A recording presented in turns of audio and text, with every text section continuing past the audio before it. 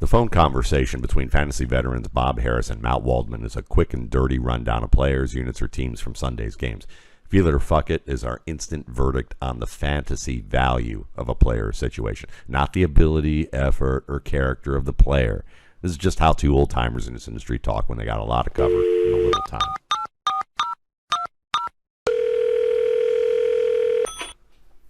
Happy holidays, Matt Waldman, heading into the Thanksgiving week. There are no buys, but plenty of issues. Well, that's to be expected on Thanksgiving, don't you think? Which is kind of fun in a way, but also sometimes, it is what it is. But is Treylon Burks what he is for the rest of the season? Probably not. I mean, I feel him as like a end of the bench player that if you get into a pinch at some point, maybe there'll be some targets. I was pretty impressed with what Ryan Tannehill did, but there's enough guys there that, and I think maybe he'll be the lead piece, maybe so, but there's a handful of tight ends and Robert Woods and Derrick Henry can catch the football and Dontrell Hilliard. I don't know if you'll get consistent productive. So in general, as a starting asset, fuck him.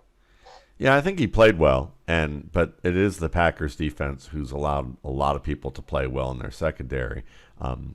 I think Robert Woods certainly ran the more difficult type of routes that you're going to lean on, and he's getting a little healthier. You can see that he's getting more confident in that knee as the season goes along. Hilliard certainly is the red zone threat out of the backfield whenever Tannehill is upright and ready to go. So I'm with you on that. I think he's probably a player that you pick for matchups with teams that are notoriously weak. If they ever start throwing the ball to Chig Okonkwo on a regular basis, he only gets about 90 yards a catch. So yeah, I don't know why they'd want to do that. So how about Terrace Marshall though? Do they want to do that? No, fuck him. Fuck that offense. Honestly, I don't need that kind of drama. We'll see what happens at quarterback. I like him. I mean, I've liked the increasing workload or the more consistent workload, but it's just not a great offense. And I'm like struggling to get DJ Moore into lineups. I don't think there's going to be room for Terrace Marshall for me. I agree. He's looked good in the moments that I've seen him play. He certainly can win one-on-one. He is a technically sound player in a lot of respects, but he's got Baker Mayfield throwing the ball, and the only thing maybe worse than Baker Mayfield throwing the ball is any other Panthers quarterback they have throwing him the ball who's healthy right now. Sam Darnold's coming, people. Prepare yourself. There we go. Well, I might have a little more hope then, but I don't know if that means I'm going to start. It's the optimism of the unknown. We forgot how bad he is because we haven't seen him for a while. That's true.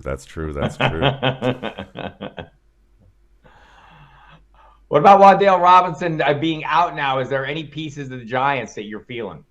I've been feeling Slayton. Darius Slayton, I think is, he has everything you want from a primary wide receiver except for reliable hands. But the problem is they don't have much else at wide receiver on this team. Kenny Golladay, I mean, he got the Bronx cheer basically for just appearing in a game and catching the ball. And, we've talked about him, just fuck even the subject of Kenny Golladay. So I'm more in line with Slayton with his efforts that, yeah, he may drop some, but he's a guy that you pretty much can rely on all over the field. And in this offense, they're really trying to protect Daniel Jones a great deal in terms of how he throws the ball, where he throws the ball, the type of situations that they put him in. So I'm feeling him, but as a low end starter. Yeah, I'm with you there. Okay, well, what about old DeAndre Swift? No, fuck him. I mean, I appreciate the touchdown. I needed it. I had to play him. Kind of attrition forced him into lineups. I think that's where you're at with DeAndre Swift, though.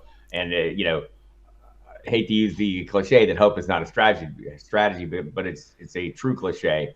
And I think when you're playing DeAndre Swift, you're just hoping that it's the game that he comes through. And he got the touchdown this week, and ever so grateful for that on Thanksgiving week. But we'll see if he can do it again on Thanksgiving Day when he's playing pretty much third fiddle to Jamal Williams and Justin Jackson, right? In terms of touches, yeah. It's hard to can't rely on that. Fuck that. And Deuce Staley's gets it. He gets it. He understands that DeAndre Swift, you got to put him in space. They're running routes with him where he doesn't have to run anything too complicated. He gets into space. he can make the first man miss. Ask him to actually run inside, and he tries to bounce it outside. It's like he thinks there's some golden pantry store out on the edge where he can maybe get a lottery ticket, some beef jerky, and something else that probably isn't all that great for him. So, the fact that Justin Jackson is actually splitting the backup touches with him, fuck it. Totally fuck it. And by the way, they just opened the practice window for Jameson Williams. Fuck him too. It's going to be too late, people. Don't get too excited. Yeah, I would agree with that. Man, you just add that right in there. You're all ready for that. But I bet you aren't going to say fuck him to James Cook.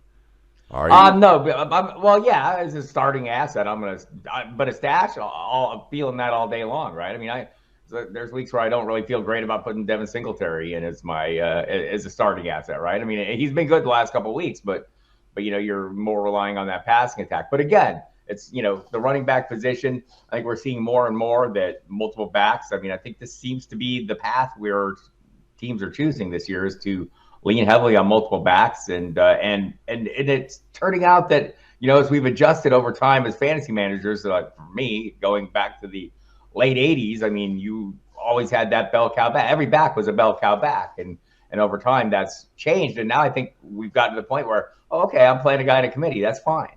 You're looking at some of these committees out there, and they're it's not that you're losing out on one guy. You're gaining a second player, or somebody's gaining a second player. I think in this case, maybe we see that with James Cook. So I'm stashing him for sure. Yeah, James Cook had his best week on the ground. While that only translated to 11 carries, it did translate to over 80 yards. It was against the Browns, who really can't stop anybody on the ground, and that's been a common theme all year. But they've done some nice things to incorporate James Cook that I'm optimistic about, and it showed. They could have just rolled with Singletary; wouldn't have been a problem there, and I don't think they were afraid of losing Singletary getting hurt or anything like that. I think it was just more that they like what they see from Cook. Agreed. Amari Cooper, is he a fantasy wide receiver one like he's been thus far when Deshaun Watson returns? No, fuck that. Let's keep Jacoby Brissett. I don't know what the hell Deshaun Watson is going to be when he shows up. Last time I saw him in preseason, didn't look that great. Okay, last time I saw him in the regular season, he was perfectly fine playing on a horrible team for the Texans, and I get all that. At this point, I'm pretty happy with what I'm getting from Amari Cooper. I'm not sure I want to upset the apple cart, as we old people say. Yes, kids, they used to have carts, and they held apples, and we upset them. So what about it? I wasn't there for that. No, That was my way of saying fuck you, Bob Harris. But I don't know. No, I'm going to be a little more optimistic, only because there may be 1 week that's bumpy, but I think Deshaun Watson will be back fairly quickly. I don't think it's going to be, in terms of his ability to play at a high level, I think there's going to be much ado about nothing with all of this, in terms of, and it's going to anger all the people who are angry with Deshaun Watson, which I understand, but let's just get into quick fuck the Cowboys. As they're preparing to overpay for Odell Beckham Jr. and hope they get something in the playoffs, they could have had this guy all along. They gave him up for next to nothing. See, there you go. But yeah, I'm feeling Amari Cooper, I think. And I'm kind of feeling Donovan Peoples-Jones a little bit more with this too. And I definitely want you to keep an eye on David Bell, at least long term. So we'll not. I'm not looking at him. We'll not look at him. I'm avoiding him just because you told me to look at him. Fuck you, Matt Wall. That was for the apple cart comment. Well, happy Thanksgiving to you. Cart. See, there we go. All right. Yeah. Those apples were rotten anyway. All right. So what about backup running backs for fantasy playoff teams? Are you into that, or are you into the let me get the high upside guy? Like if you had to choose between a Samaje Perine and, Odell Beckham, who are you going to be trying to go after? I'm probably going to go more for the position of greater scarcity. I mean, there's going to be a wide receiver, maybe even David Bell. I don't know. I'm told he's very good. But there's always going to be another wide receiver bust or train leaving the station, and I can latch onto that. I'm probably going to, there isn't always an available running back, and I think we all hold on to these lottery tickets. Basically is what they are, because we've had experience. I have, certainly dating back to the dawn of fantasy football, so to speak, where every year a running back who somebody didn't draft is going to win that person a title.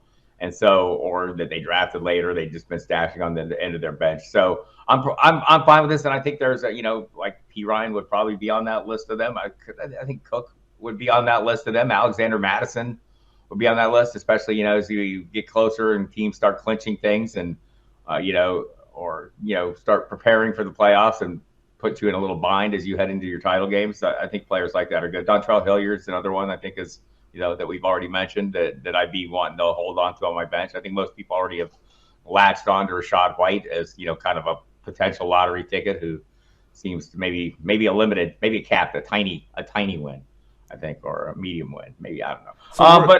But I mean, I think there's a number of teams that may be heading for the playoffs. The Eagles, there's plenty of whether it's Boston Scott or Ken Gainwell, pick your poison. I don't know if I would go that far with like the Seahawks, but I mean DJ Dallas and Travis Homer are there if you felt like you needed a body at some point just to carry you over. I think a lot of these guys are worth stashing. You're not going to play them unless circumstances dictate somebody gets injured or there's or somebody's benched just to protect them going into playoffs. Feeling them. So my other question is, back at the dawn of time in fantasy football, were you wearing wide collars or plaid pants? I wore striped shirts and polka dot pants mostly. I don't know. I can't remember. It's been a while. All right. So Russell Wilson, 2023. Are you feeling him? Not writing.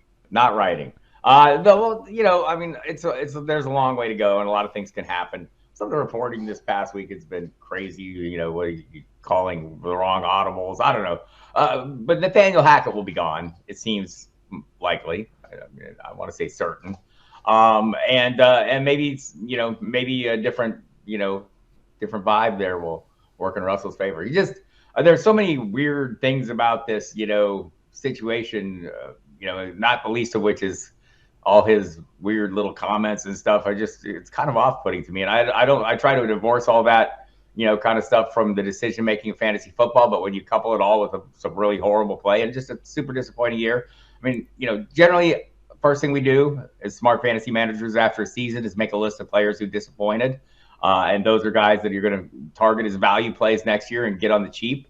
Russell Wilson will be cheap next year, so if you're so inclined, get on that, kids. Give me that dented can all day long, because I watched him last night against the Raiders, and I know that the Raiders aren't exactly the Dallas Cowboys of defenses right now, but they blitzed him multiple times. He beat the blitz multiple times. He had him in position to win, and I look at this team and Melvin Gordon. If there was a guy to say fuck that play, there were some things there, and there are some things with just the way he's playing with young receivers. So I'm still a Russell Wilson apologist, clearly, and I'm quite okay with that, because he's going to be saying fuck you to pretty much everybody next year. I have you have that lane in his yourself, nice little way. I do, and I'm okay with it. I like the swerve between the Russell Wilson and Ezekiel Elliott lanes, and I'm quite happy with both of those, regardless of what anybody thinks. I'm all on the Zeke train, but I like to support my fellow oldsters, and I can't do it for Russ. Sorry, man. That's okay. I'm with it. How about a youngster like Justin Watson now? Kind of seems like the piece that rises up when other pieces disappear, and and maybe we would have seen more from Kadarius Toney had he managed to stay healthy. Yet there we have it. Here we are having this conversation. Fuck the hamstring. Kadarius Toney is staying healthy as part of this conversation. But Watson has been the guy who kind of rises up. And so I don't want to overstate the case, but if I'm choosing between him, let's say David Bell, Justin Watson, all that. Yeah, I'm not confusing you with our buddy Sigmund Bloom, okay? I mean, okay. We're okay. There's no magic and fairy dust going on with Justin Watson, but he's certainly a capable player, and I'm okay with him on my bench, and maybe use him occasionally. Will you prefer him over Skyy Moore? No, I think I'll be taking Skyy Moore. I think what they want to do with him matches more in line with Hardman and Toney, and what they can do with him kind of also meshes well with what Travis Kelce does. So he can work off of Travis Kelce in a lot of respects in terms of how they run mesh across the field. And Moore really was a thorn in the Chargers' side on Sunday night. I'm feeling him. But what about Najee Harris, the guy that we've been talking about all year? He looked pretty good against the Bengals now, didn't he? Right. I'm very supportive of all the Harrises and Damien. I saw that 30-yard run. It was great. Keep it going, young man. But Najee, so the key here was two things. Jaylen Warren got hurt and left early. And so there was the full workload for Harris. And also, he got 4.5 yards of carry. That's encouraging, right? So, I mean, you're not fucking him because you invested a first-round pick in him. You're sitting here waiting for him to turn into that first-round pick. And this is as close to a sign of that as I've seen so far this year. I think he's still going to have some, touchdown equity. I mean, he's getting, when they're in position to score, he's going to get the opportunities, and he can do it as a runner or a receiver. So, I mean, still playing him. Not setting my expectations higher just yet, but slightly encouraged. Feeling the encouragement. Yeah, I mean, he's a low-end starter. I'm good with that. Quez Watkins. No, fuck that. He seems like a nice kid, but the primary assets here disappear from week to week, right? I mean, every week is not an AJ Brown week. Every week is not a Devontae Smith week. I don't think every week is going to be a Quez Watkins week either.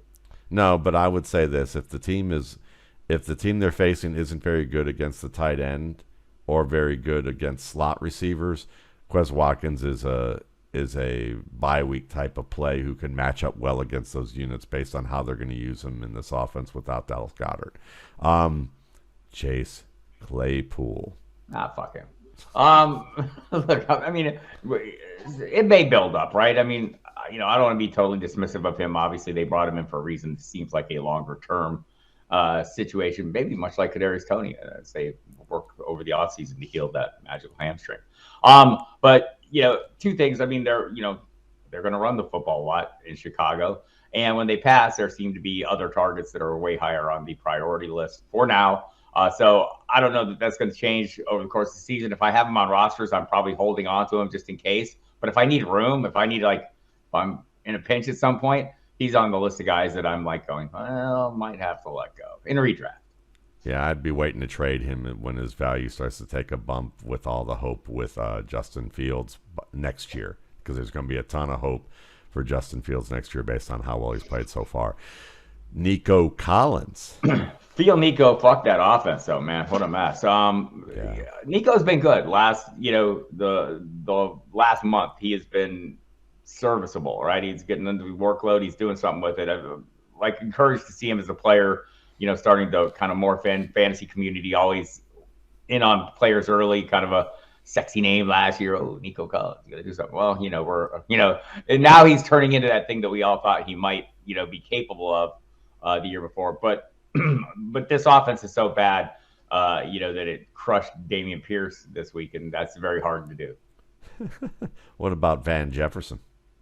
I have shares. I'm not letting go of my shares. I have no expectations for my shares. Not ready to fuck them, but I'm certainly not feeling them. That kind of sounds like what you probably said back in the day with his dad.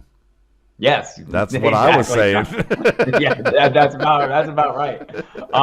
But this seems like a conversation more about the Rams offense than it is about Van Jefferson, and so often is the case.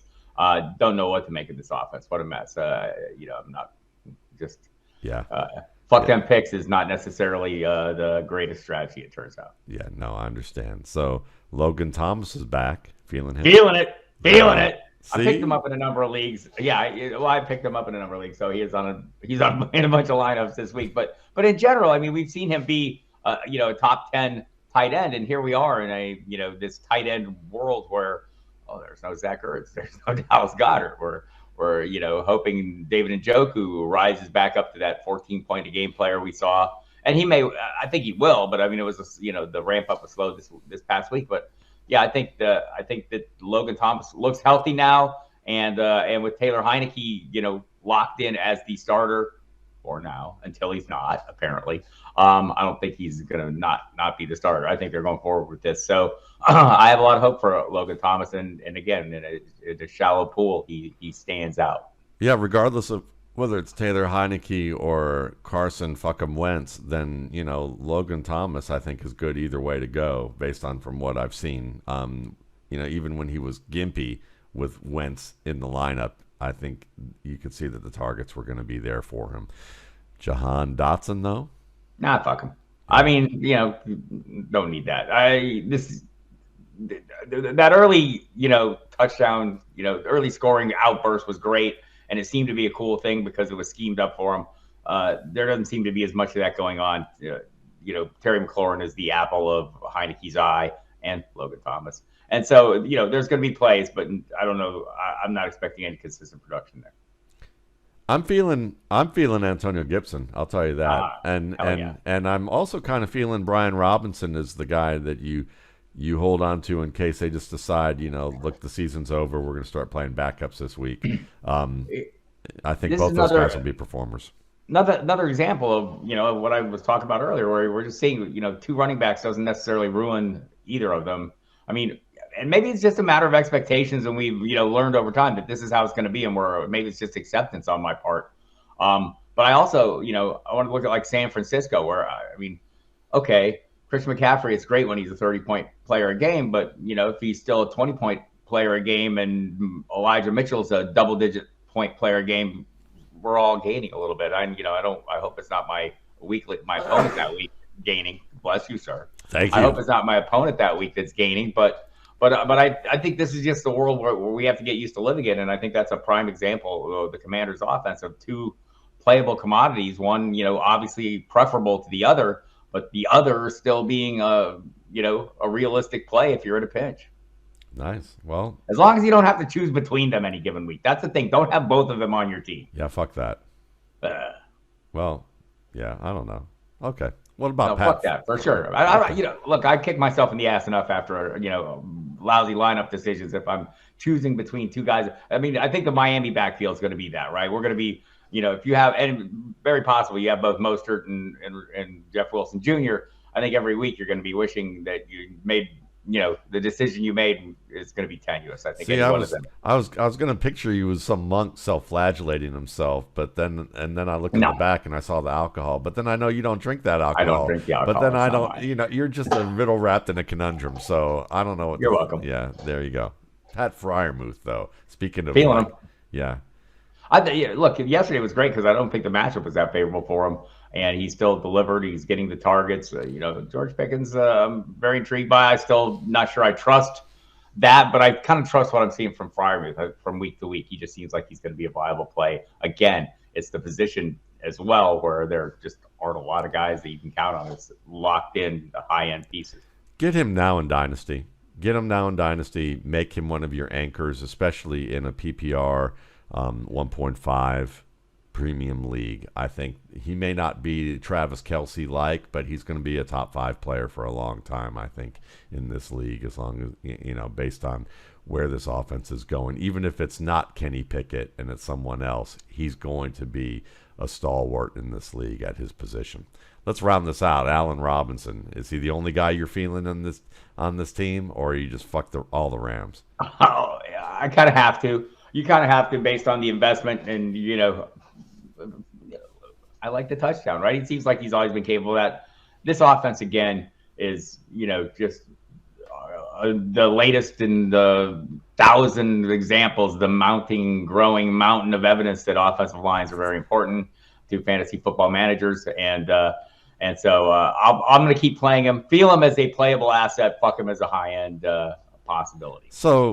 So where's the point for you? I mean, are you feeling the idea earlier? Now that we're like in week 12, fuck this question maybe, but when do you just say fuck it and cut bait on guys who you've invested in early? Well, I think like you should. Ideally, this is the time to do that, right? You start buckling in, narrowing it down, getting just playable assets, not guys that you're hoping, are playable assets based on your investment. Divorce the name from the numbers.